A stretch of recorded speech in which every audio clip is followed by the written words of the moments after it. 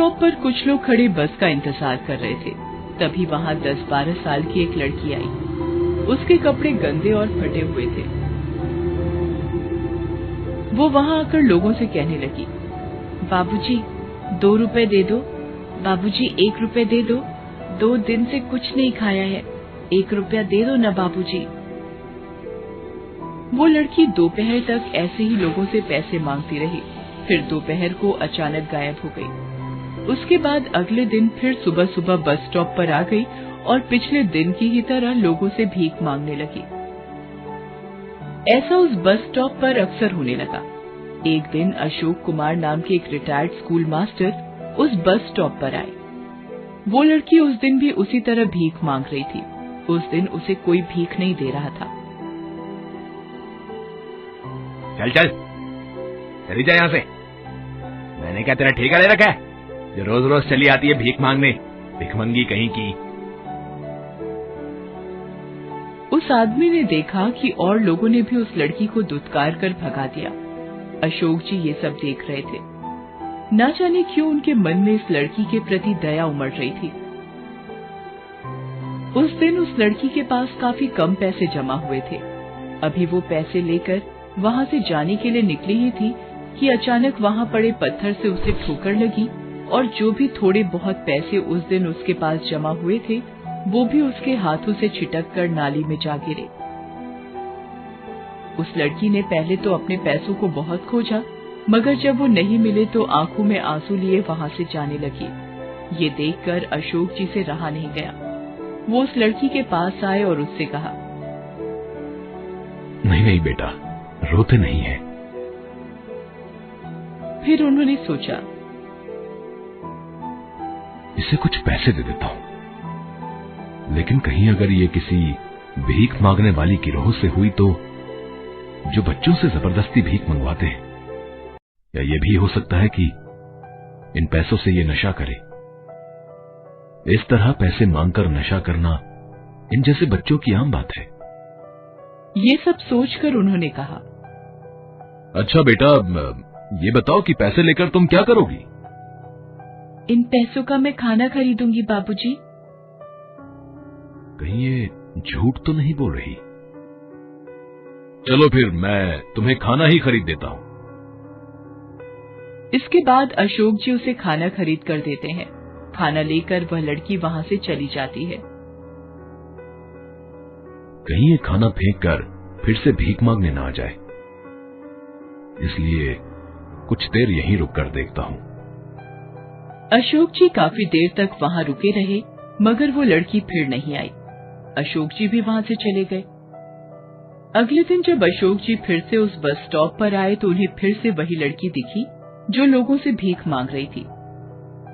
उस दिन भी अशोक जी ने उसे खाना खरीद कर दे दिया। कुछ दिनों तक ऐसा ही चलता रहा। एक आध बार तो अशोक जी खुद भी अपने घर से खाना लाकर उस लड़की को दे देते थे। एक दिन जब अशोक जी ने उस लड़की को खाना दिया तब उनके मन में एक बात आई, आखिर ये लड़की है कौन, और क्या ये सिर्फ रोज खाने के लिए ही भीख मांगती है?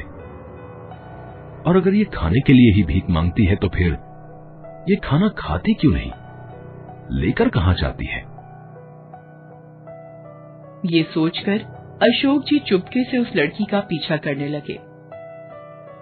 वो लड़की वहां से निकलकर बस स्टॉप के पीछे बनी झुग्गी झोपड़ियों में जाने लगी। वो कभी इस गली में घुसती तो कभी उस गली में। हालांकि अशोक जी तेजी से उसका पीछा कर रहे थे, मगर एक गली में घुसकर वो लड़की गायब हो गई। धत तेरे की, इतनी मेहनत के बाद भी पता नहीं चल पाया। खैर कोई बात नहीं, आज नहीं तो कल इस बात से पर्दा उठा ही लूंगा मैं। अगले दिन अशोक जी उस लड़की को देने के लिए घर से ही बना खाना लाते हैं। ले बेटा, खाना खा ले। आज तू यहीं बैठकर क्यों नहीं खा लेती? वो बाबूजी, वो मैं खा लूंगी आराम से, आप चिंता मत कीजिए। तो फिर यहीं खा ले। देखो अभी खाना गर्म भी है, बाद में ठंडा हो जाएगा तो अच्छा नहीं लगेगा।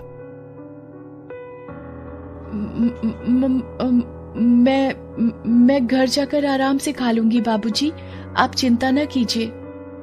इतना कहकर लड़की वहां से जल्दी जल्दी जाने लगी।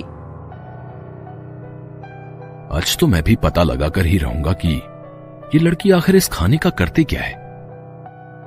इतना सोचकर अशोक जी भी तेजी से उस लड़की का पीछा करने लगते हैं। वो लड़की फिर से झुग्गी बस्तियों की तरफ मुड़ती है और उन्हीं घुमावदार गलियों से गुजर कर जाने लगती है।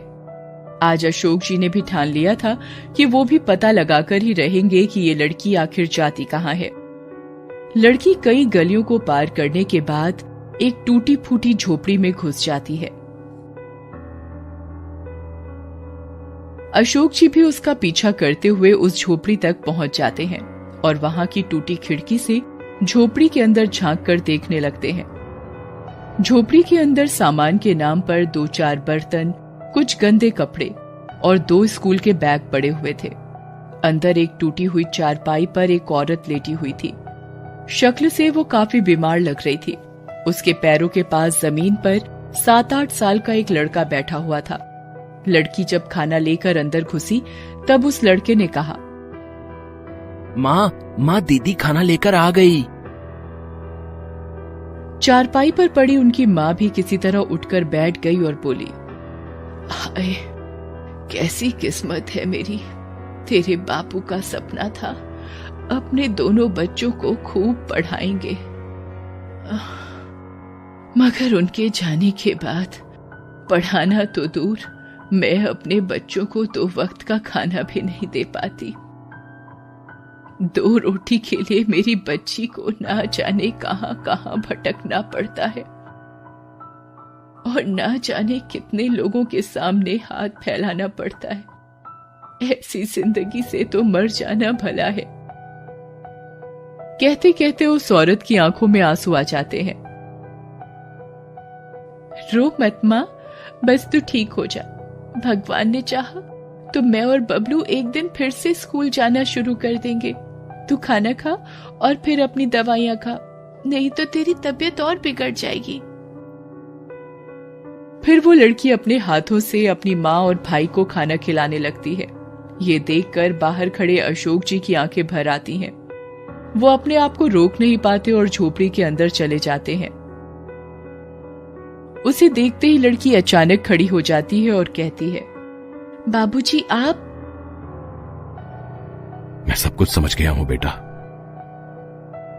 तुम्हें कुछ कहने की जरूरत नहीं। तभी उनकी नजर वहां पड़े स्कूल बैग पर पड़ती है। अरे वाह, तुम लोग स्कूल भी जाते हो? जाते थे, मगर अब छोड़ दिया है बाबूजी। क्यों? पढ़ाई छोड़ने का दुख नहीं हुआ तुम्हें? दुख तो बहुत हुआ था बाबूजी, मगर जब से माँ बीमार पड़ी घर में एक पैसा भी नहीं बचा था। घर में जितनी भी जमा पूंजी थी सब माँ की दवाइयों में खर्च हो गए।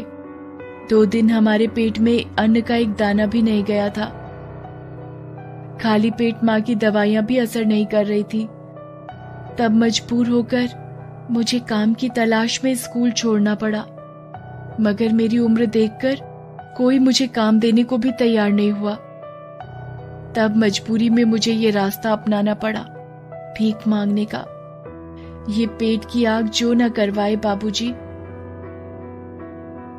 मैं आज ही तुम्हारी माँ का दाखिला अस्पताल में करवा देता हूं। देखना, कुछ ही दिनों में वो ठीक हो जाएंगी और फिर तुम और तुम्हारा भाई कल से स्कूल जाएंगे। पैसों की तुम चिंता न करना। अशोक जी की बातें सुनकर उन तीनों के मुरझाए चेहरे पर मुस्कान दौड़ जाती है।